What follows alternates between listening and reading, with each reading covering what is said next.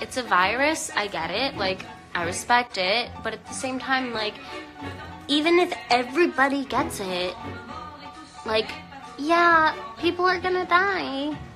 It's just terrible, but like, inevitable? Yeah, I probably wouldn't have said that. Let me show you how to uncancel yourself. Hi, I'm Ian Corzine, your social media lawyer. In my online consults, creators come to me and oftentimes they're in the middle of a media crisis. And the big question that they have for me is, how do I uncancel myself? To answer the question, I draw upon my many years of experience counseling media companies as a lawyer, and I also draw upon what I've read. Two books stick out in my mind as being really relevant to the question of how to uncancel yourself. The first one is called Indestructible by Molly McPherson, and the second one is called Crisis Averted by Evan Neerman. From these books and my experience, I've come up with 7 steps that you can take once you've said something that maybe created a negative avalanche online, or maybe a story came out about your business that caused damage to your business. You take these 7 steps and you can get back to square one. That is, making the videos that you're passionate about or doing the business that you believe in. So let's say you said something that was insensitive or you did something that got you a lot of hate on Twitter. The first thing you should do is inventory the social media landscape. You should look at the stories that are hot button issues and see if your particular alleged misdeed could be grouped together with themes on hot button issues. If you've done something that fits within a theme that's currently going around in media, then less is more. When it's time for a response, you know it has to be short and contrite. In other words, don't do what Governor Andrew Cuomo did here. The New York Times published a front page picture of me touching a woman's face at a wedding and then kissing her on the cheek. I've been making the same gesture in public all my life. I actually learned it from my mother. It is meant to convey warmth, nothing more. Governor Cuomo is accused of sexually harassing 11 different employees during his administration. Now, sexual harassment is a hot button issue that exists in the social media landscape right now. What that should tell Governor Cuomo is, regardless of the substance of the issue, anything that he says to the press on social media has to be very short, very succinct, and very contrite. If you've done something bad and it relates to a hot button issue, you have to understand there's almost nothing you can possibly say that's going to make a difference in people's minds about your story. So, no long, drawn-out explanations. If you're going to give a response, you have to be honest and humble. In other words, the opposite of this. Indeed, there are hundreds, if not thousands, of photos of me using the exact same gesture. I do it with everyone, black and white, young and old, straight and LGBTQ, powerful people, friends, strangers, people who I meet on the street. The second step is to gather from any source you have. It could be screenshots, it could be video, whatever it is, the incontrovertible facts. You have to make sure that you have at your fingertips the exact explanation for why you did what you did. These facts have to be the honest facts. They cannot be biased in your favor. They have to be the objective facts. Get those all together so that you can be prepared for a response. Write them down, test them, make sure that these are the honest facts and they're incontrovertible, meaning they're unchallengeable. Once you do that, the third step is to organize those facts and the context in which you made your decisions to take action or inaction. It's very important for you to get clear on what you did and why you did it. And you have to do it in a way that is very succinct and pithy, very tight. It has to be exactly the honest fact. There's no other way to getting out of being canceled other than putting forth the honest, straight facts with the context in which you made your decision. So if your canceling act, let's say, was to criticize someone online, the first thing you need to figure out is why you did it, all right?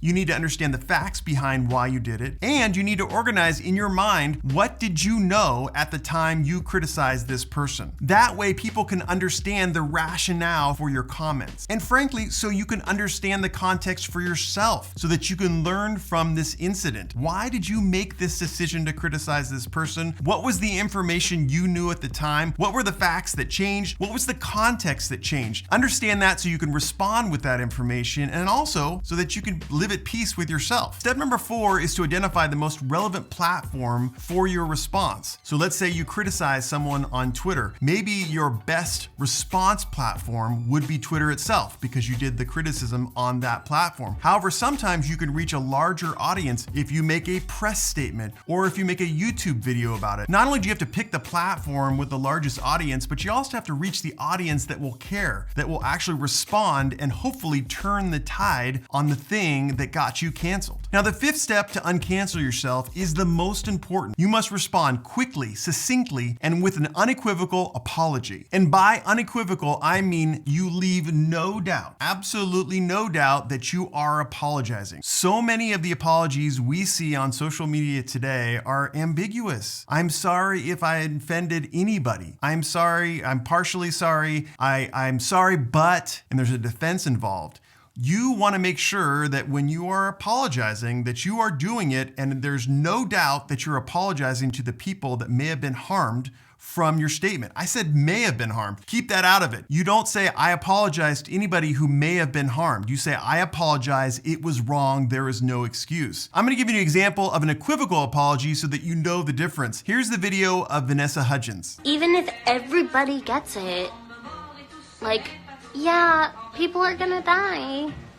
It's just terrible, but like, inevitable? Now here's her apology. Hey guys, I'm so sorry for the way I have offended anyone and everyone who has seen the clip from my Instagram live yesterday. That's not good enough. When you apologize, when you're trying to be uncanceled, in other words, you need to make sure that your apology is unequivocal. I am sorry for what I did. I apologize that I hurt you. There can be no doubt about your sincerity, about the fact that you really want to make amends for what you did wrong. People are going to keep on canceling you, writing negative things about you, and this dispute, this problem that you suffer in media is going to go on and on and on. The only way out of it is to be honest, humble, and completely apologetic about what you did. You can lead no one to believe that maybe what you did you thought was right or there was some defense to it. You have to be clear in your apology. If you don't do that, then your cancellation will continue. Now here's an example of an unequivocal apology. Back on May 26, 2020, Jimmy Fallon was accused of doing blackface impersonating Chris Rock on Saturday Night Live. The tape came up, evidently it wasn't available before, but it popped up. And what did he do? The minute that it came out, he provided an unequivocal apology. In other words, I say the same day. He says, in 2000, while on SNL, I made a terrible decision to do an impersonation of Chris Rock while in blackface.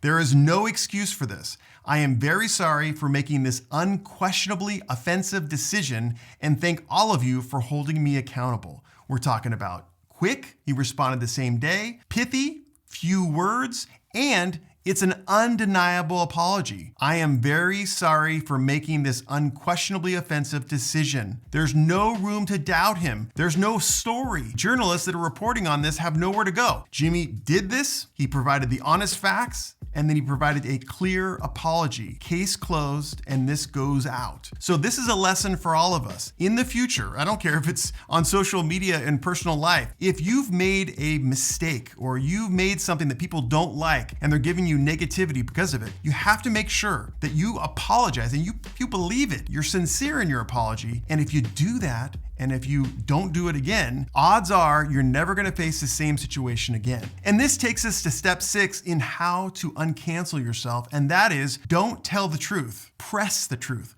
What do I mean by that? I don't want you to be passive when you're giving your statement for social media, on Twitter, or whatever. I want you to be active. You have already gathered your honest facts and your context. Continue to press, be active, not weak and unresponsive. Don't just tell the truth. This is what happened. I did this. No, be active about those facts. If you continue to press the honest facts and of course indicate how sorry you are for what happened, you will eventually get out of this situation. So again, don't tell the truth, press the truth. Eventually, whoever is profiting by sending, negativity your way is going to get tired of it. The story's going to get old. The person who's saying how bad you are is not going to get the views that they want, and this story is going to go away and you're going to move on with your life. Speaking of moving on with your life, we come to step 7, and that is learn from this disastrous experience and don't repeat it. Plenty of times people get in trouble on social media and they continue to make the same mistakes. They continue to criticize people with unfounded accusations and then they get in trouble. Don't do that. Learn from this experience. It could have been your undoing. It could have destroyed your business. Learn from it.